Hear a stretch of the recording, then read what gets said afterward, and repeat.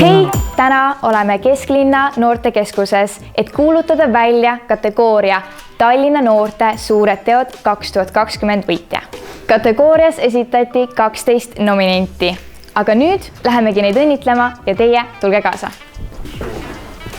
Tere! Tere!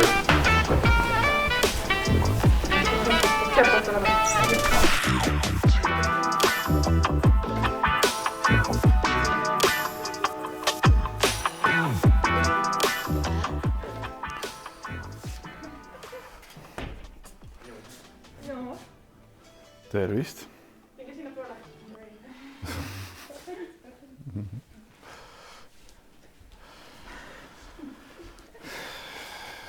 Здравствуйте.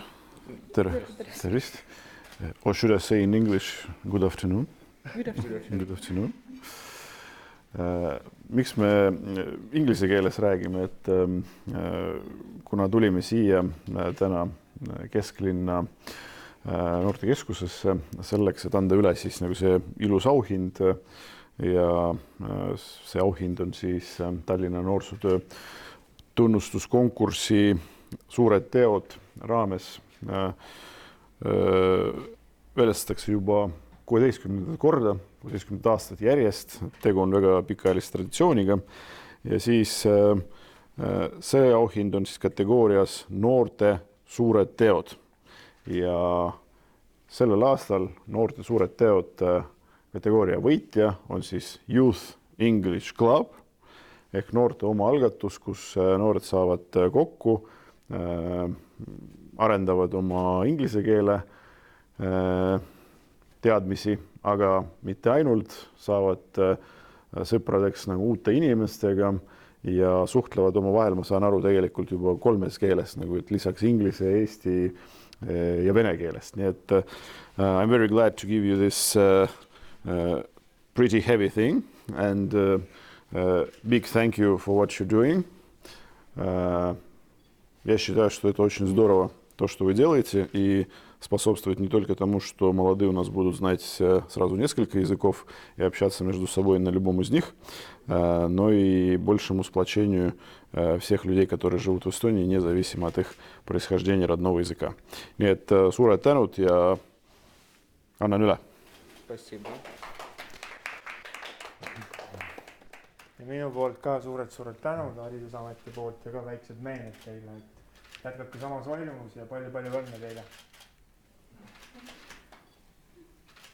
Kus tuli mõte ja idee algatada noortele siis inglise keele grupp? Basically, I'm not the founder. Actually, he's the founder. So the idea actually came from, I don't know. Would you like to answer? Where did the idea came from? Tahaksime ühendada Eesti ja vene rahvast, ma arvan. Jah? Okay, you could just say... So we just wanted to organize something like to maybe practice our English, and mostly the idea, as we thought, would be that youth English, Russian-speaking people and Estonian-speaking people could like unite and could talk together, because right now there is a very big problem with it in Estonia, and we wanted to do something, maybe like a small step to solve this problem. Thank you. Aga milline on kõige meeldejäävam sündmus olnud siis klubiga?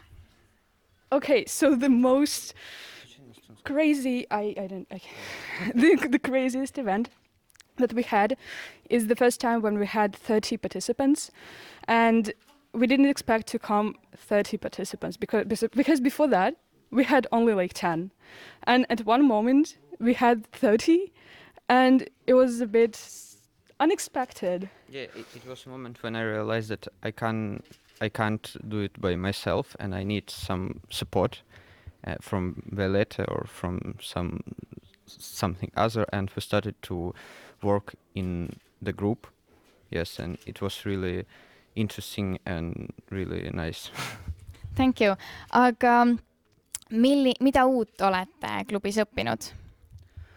I guess what we learned is that I personally learned that there is actually a problem. So we talk about this problem that youth Estonians and youth Russians don't speak together. But basically right now, I don't have that many Estonian speaking friends. And Estonians, I have like one friend of mine. She has only one Russian speaking friend who's me, or like two of them. So there is really a huge problem. And I realized that it is actually big and no one tries actually to solve it. Yeah. Thank you. Tee ka sina oma kõige väiksemad teod, sest et kõik teod loevad. Või ellu.